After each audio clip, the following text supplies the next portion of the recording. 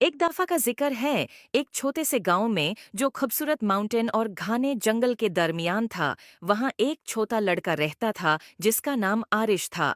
आरिश बहुत क्यूरियस और एडवेंचरस था। हमेशा अजीब और फैंटास्टिकल जगहों कई सपने देखता रहता। एक दिन गांव के किनारे की सैर करते हुए उसने एक रास्ता देखा जो उसने पहले कभी नहीं देखा था।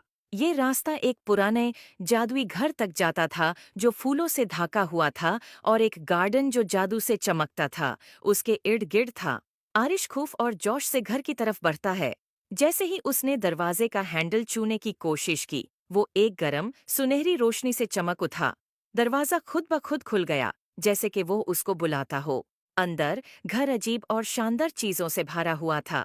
किताबें जो राज बताती थीं, पेंटिंग्स जो हरकत करती थीं, और फर्नीचर जो अपनी ही धुन पर नचता था। जब आरिश घर को देख रहा था, उसकी मुलाकात एक बारी उल्लू से हुई जो बोल सकता था।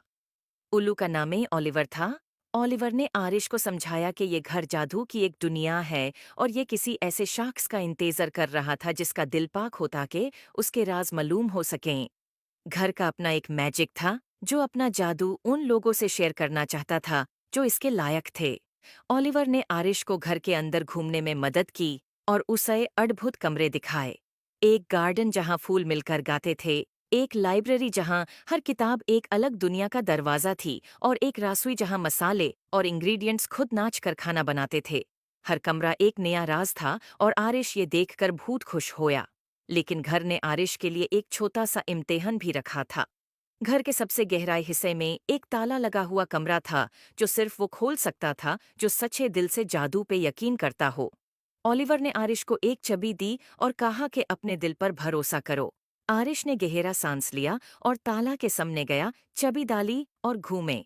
दरवाजा धीरे धीरे खुल गया और एक कमरा रोशनी से भर गया, और ऐसा खूबसूरत मंजर आरिश ने कभी नहीं देखा था।